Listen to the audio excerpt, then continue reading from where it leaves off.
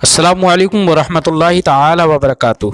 مرکز اہل سنت جامعہ رضویہ منظر اسلام کے یوٹیوب چینل ہم سبق درس نظامی میں آپ کا خیر مقدم ہے۔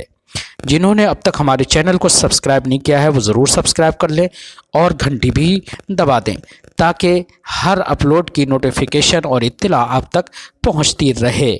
ساتھ ہی ساتھ اپنے ساتھیوں سے بھی شیئر کریں اور بات پسند آئے تو لائک بھی کیا کریں۔ آپ کے سامنے اب حضرت مولانا مفتی محمد قمر صاحب اصول الشاشی کا درس دیں گے، آپ حضرات اس کو بغور سماعت فرمائیں۔ السلام علیکم ورحمۃ اللہ وبرکاتہ۔ بسم اللہ الرحمن الرحیم۔ ثم الراوی فی الاصل قسمان معروف بالعلم والاجتہاد والقسم الثانی من الرواة هم المعروفون بالحفظ والعدالة دون الاجتہاد والفتوى۔ یہاں سے مصنف علیہ الرحمہ روایت کرنے والے راویوں کے اقسام بیان فرماتے ہیں کہ حدیث کو روایت کرنے والے راوی کتنے طریقے پر ہیں یا ان کی کتنی قسمیں ہیں۔ تو فرماتے ہیں مصنف علیہ الرحمہ راوی کی دو قسمیں ہیں۔ ایک قسم وہ راوی جو علم و اجتہاد میں مشہور و معروف ہوں،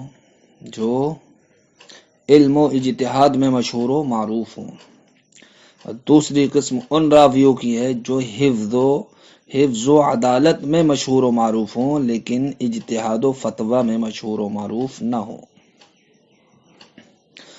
تو پہلی قسم ہوئی جو علم و اجتہاد میں مشہور و معروف ہوں۔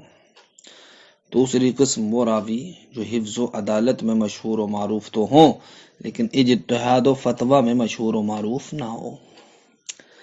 آج کے سبق میں آپ راوی کی پہلی قسم کو ملاحظہ کریں گے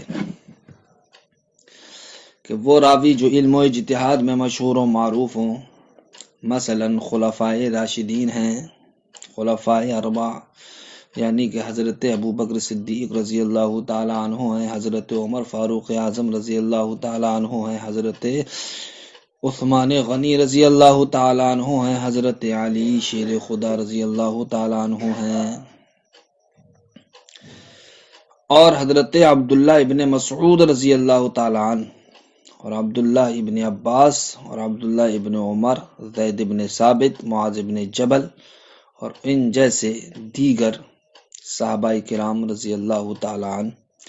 یہ وہ پاک ذات ہیں یا یہ وہ راوی ہیں کہ جو علم میں بھی مشہور ہیں اور اجتہاد و فتویٰ میں بھی مشہور ہیں۔ تو ان کے تعلق سے مصنف علیہ الرحمہ بیان فرماتے ہیں جب ایسے راوی جو علم و اجتہاد میں مشہور ہوں کسی حدیث کی روایت کریں نبی کریم صلی اللہ تعالی علیہ وسلم سے اور ان کی روایت نبی کریم صلی اللہ تعالی علیہ وسلم سے صحیح ہو، یعنی بطریق صحت پہنچی ہو آپ تک، تو ایسی روایت پر قیاس کے مقابل عمل کرنا اولا ہے۔ یعنی کہ وہ حدیث کی جس کے راوی علم و اجتہاد میں مشہور ہوں، جب ان کی کوئی روایت ہم تک پہنچے تو اس روایت پر عمل کرنا اولا ہے بمقابل قیاس کے، یعنی قیاس پر عمل کرنے کے مقابل ایسے راویوں کی روایت پر عمل کرنا اولا ہے۔ ترجمہ دیکھیں۔ ثم الراوی فی الاصل قسمان، پھر راوی کی اصل میں دو قسمیں ہیں، معروف بالعلم والاجتہاد، ایک تو وہ جو علم و اجتہاد میں مشہور و معروف ہوں، کالخلفاء الاربعہ، جیسے کہ خلفاء اربعہ اور عبداللہ ابن مسعود، عبداللہ ابن عباس، عبداللہ ابن عمر، زید ابن ثابت، معاذ ابن جبل وامثالہم رضی اللہ تعالی عنہم، اور ان جیسے دیگر حضرات رضی اللہ تعالی عنہم۔ فَإِذَا صَحَّتْ عِنْدَكَ رِوَایَتُهُمْ عَنْ رَسُولِ اللَّهِ صلی اللہ تعالی علیہ وسلم، تو جب ان کی روایت نبی کریم صلی اللہ تعالی علیہ وسلم سے بطریق صحت آپ کے پاس ہو تو یکون العمل بروایتہم اولا من العمل بالقیاس، تو ایسی صورت میں ان حضرات کی روایت پر عمل کرنا اولا ہے قیاس پر عمل کرنے کے بمقابل،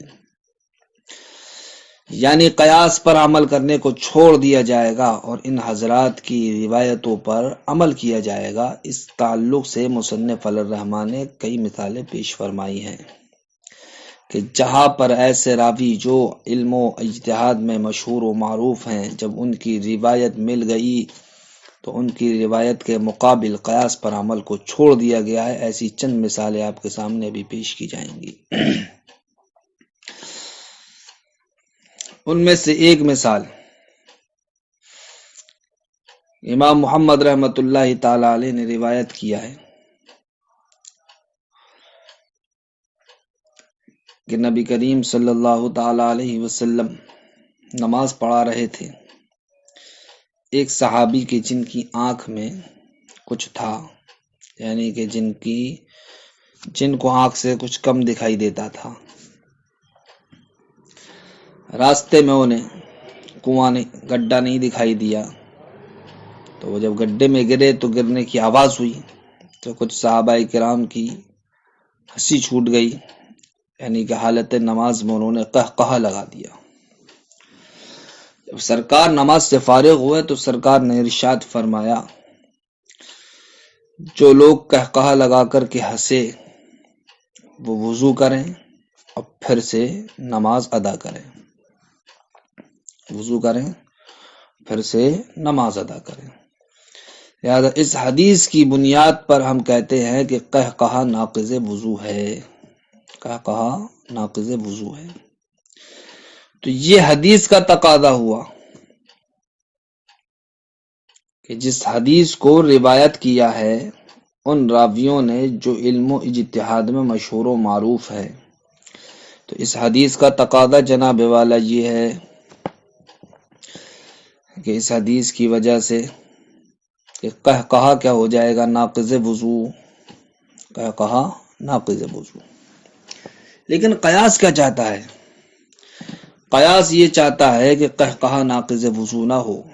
کیوں؟ اس لیے کہ طہارت کو توڑنے والی چیز خروج نجاست ہے، نجاست کا نکلنا ہے، اور قہقہہ کوئی نجاست نہیں ہے۔ جب قہقہہ نجاست نہیں ہے تو حالت نماز میں اگر کسی نے قہقہہ لگا دیا تو اس صورت میں اس کا وضو نہیں ٹوٹنا چاہیے، یہ قیاس کا تقاضا ہوا۔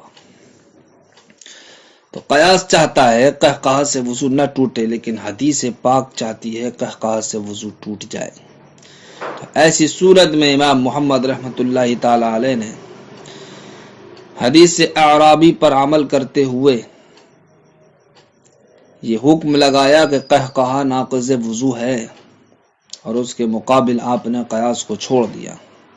اس سے ہم کو پتہ چلتا ہے کہ جب ایسی حدیث کہ جس کو علم و اجتہاد میں مشہور و معروف راوی نے روایت کیا ہو تو اس حدیث پر عمل کرنا اولا ہے قیاس کے مقابل، یعنی کہ قیاس کو چھوڑ دیا جائے گا، اس حدیث پاک پر عمل کیا جائے گا، جیسے کہ امام محمود رحمۃ اللہ تعالی علیہ نے کیا حدیث اعرابی کے تعلق سے۔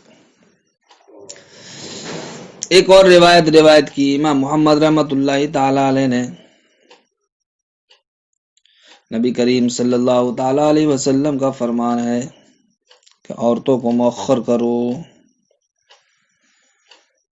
کیونکہ وہ تخلیق میں کیا ہیں، مؤخر ہیں، یعنی کہ حالت نماز میں عورت مرد کے مقابل نہیں ہونا چاہیے، نہ مرد سے آگے ہونا چاہیے، بلکہ عورتیں جب نماز پڑھیں تو مرد کے پیچھے نماز پڑھیں۔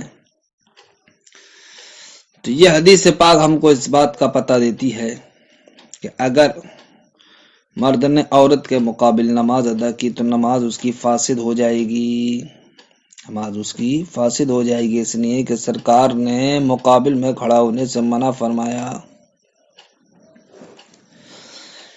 تو حدیث پاک کا تقاضا یہ ہوا کہ عورت کے مقابل مرد کا نماز پڑھنا یہ نماز کو فاسد کر دے گا، لیکن قیاس یہ چاہتا ہے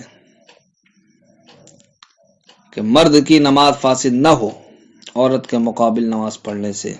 کیوں؟ اس لیے کہ جب مرد نے عورت کے مقابل نماز ادا کی، تب ایسی صورت میں مرد کی تو نماز کو آپ فاسد کہہ رہے ہیں، لیکن عورت کی نماز فاسد نہیں ہوگی، عورت کی نماز ہو جائے گی۔ تو اب قیاس تو اس بات کو چاہ رہا ہے کہ اگر مقابل کھڑا ہونا یہ نماز کو فاسد کر دیتا ہے، تو جس طریقے سے مرد کی نماز فاسد ہو رہی ہے، اسی طریقے سے عورت کی بھی نماز فاسد ہونا چاہیے تھی۔ حالانکہ عورت کی نماز فاسد نہیں ہو رہی ہے، تو جب عورت کی نماز فاسد نہیں ہو رہی ہے تو اسی پر قیاس کرتے ہوئے یہ کہا جائے گا کہ مرد کی بھی نماز فاسد نہیں ہوگی۔ تب قیاس کا تقاضا یہ ہوا کہ کسی انسان نے عورت کے مقابل نماز کو ادا کر لیا تو اس صورت میں نماز فاسد نہیں ہوگی۔ تو دیکھیے حدیث پاک سے ہم کو پتہ چلتا ہے کہ عورت کے مقابل نماز پڑھنا یہ نماز کو فاسد کر دیتا ہے، لیکن قیاس سے ہم کو پتہ چلتا ہے کہ عورت کے مقابل نماز کو پڑھنا نماز کو فاسد نہیں کرتا ہے۔ تو ایسی صورت میں امام محمد رحمۃ اللہ تعالی علیہ نے حدیث پاک پر عمل کرتے ہوئے یہ ارشاد فرمایا کہ عورت کے مقابل نماز اگر کوئی انسان پڑھتا ہے، مرد پڑھتا ہے، تو اس کی نماز فاسد ہو جائے گی، اور قیاس کو کیا کر دیا ہے؟ امام محمد نے چھوڑ دیا ہے۔ ایک اور روایت پیش فرمائی ہے جو حضرت عائشہ رضی اللہ تعالی عنہ سے مروی ہے۔ وہ روایت کرتی ہیں کہ نبی کریم صلی اللہ تعالی علیہ وسلم نے ارشاد فرمایا، جب کسی انسان کو قے ہو جائے یا اس کی نقصیر پھوٹ جائے تب اس کو چاہیے کہ وضو کر کے نماز ادا کرے، وضو کر کے نماز ادا کرے۔ تو اس حدیث پاک کا تقاضا یہ ہوا کہ جناب والا قے کیا ہے؟ ناقض وضو ہے، قے ناقض وضو ہے۔ تو حدیث سے پاک ہم کو یہ بتاتی ہے کہ قے کی بنیاد پر انسان کا وضو ٹوٹ جائے گا، لیکن قیاس کیا چاہتا ہے؟ قیاس یہ چاہتا ہے کہ قے ناقض وضو نہ ہو۔ کیوں؟ اس لیے کہ کسی بھی شے کا ناقض وضو ہونا یہ اس وقت ہوتا ہے جبکہ وہ نجاست کے قبیل سے ہو، اور قے نجاست کے قبیل سے نہیں ہے۔ کیوں؟ اس لیے نہیں ہے کہ قے جو ہوتی ہے وہ معدے سے ہوتی ہے، اور معدہ محل نجاست نہیں ہے، لہذا جب معدہ محل نجاست نہیں تو پھر خروج نجاست نہیں پایا گیا۔ قے کی صورت میں جب خروج نجاست نہیں ہوا تو قیاس کا تقاضا یہ ہوا کہ الٹی کی صورت میں وضو نہیں ٹوٹنا چاہیے، اور حدیث پاک سے یہ ثابت ہوتا ہے کہ قے ناقض وضو ہے۔ تو دیکھیے ایسی صورت میں امام محمد رحمۃ اللہ تعالی علیہ نے حضرت عائشہ رضی اللہ تعالی عنہا سے مروی حدیث پر عمل کیا اور یہ ارشاد فرمایا قے ناقض وضو ہے، اور قیاس کو کیا کر دیا؟ چھوڑ دیا۔ ایک اور چوتھی مثال پیش فرماتے ہیں جو حضرت ابن مسعود رضی اللہ تعالیٰ عنہ سے مروی ہے کہ نبی کریم صلی اللہ تعالیٰ علیہ وسلم نے ارشاد فرمایا،